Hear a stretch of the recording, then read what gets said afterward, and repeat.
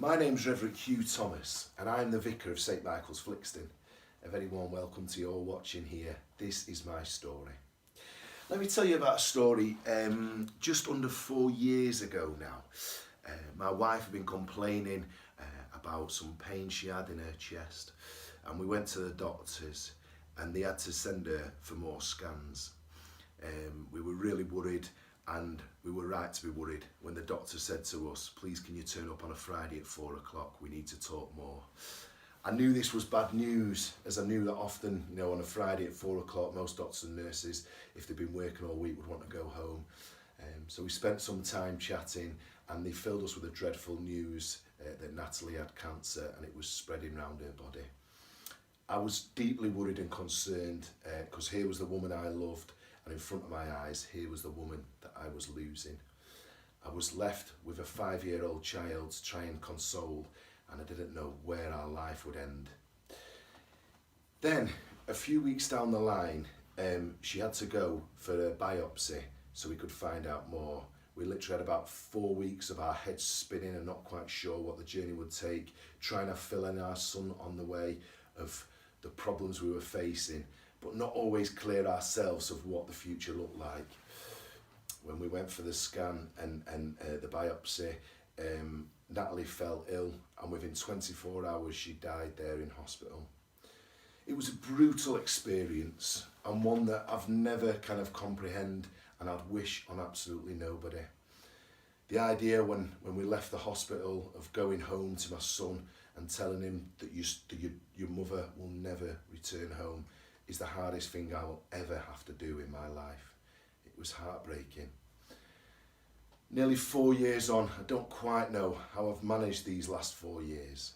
I don't quite know how I've supported my son. At times it's been a total struggle. In the early days, I described it like being like a drowning man trying to grab hold of the boat and trying to get back on shore. But to be honest, nothing can quite prepare you for the death of a loved one and someone who dies so close to you. And I remember thinking to myself, it might be time I walk away from the church and turn my back on God. My faith had utterly been shattered, and in those first few weeks and months, I didn't know what to do with my life. I just felt I was existing rather than living. And I remember the bishop came to see me, and he looked me in the eyes and he said, you just need time off. You need time off to just contemplate and grieve. That's what you need. And he had the wisdom just to send me away for 6 months. And I remember during those 6 months, one of the strange things that happened, which probably helped me to cling on and probably is the reason I'm still sat here today and still have a faith stronger than ever, to be honest, is that during those first few weeks and months, my mum and dad would stay over and they'd follow me down the stairs. And one of the things that I'll do is I would literally be crying at 4 a.m. on the sofa, cry till no more tears can come anymore. And I literally did dry crying, which I didn't know existed. And I wept and I wept. And my dad would follow me down the stairs and he would come and sit next to me. My dad, being in his mid-70s and not the strongest of guy, was 2 things that happened in my life. Was that he held me in a strength beyond his own. And the only thing I can describe it is that it was God holding me in the depths of my pain and despair. And the other thing that happened is the birds would not stop singing. It didn't matter how many times I told them to shut up, they didn't listen. And I just kept on weeping, and the birds kept singing, and my dad, through the strength of God, continued to hold me.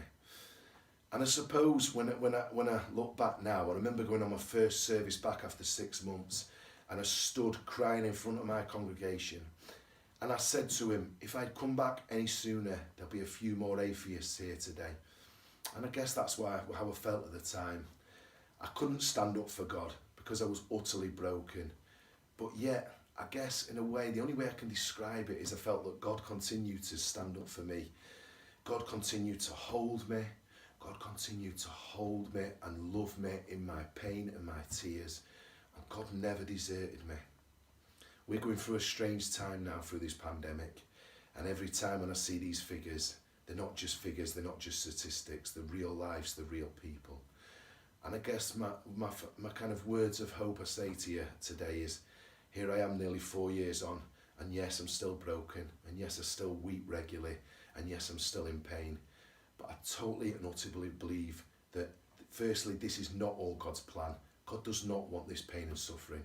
But what I do believe, and this is the second thing which brings me to the words of hope for you today, is that God walks with us in our pain and our tears. God shares our pain and our tears. And if we want evidence of that, we just have to look at the cross. And time after time, that's what I do. I kneel at the foot of the cross and I thank God for all he's brought to my life. And I'll continue to pray for each one of you out there through everything that you're facing in these days, months and years ahead.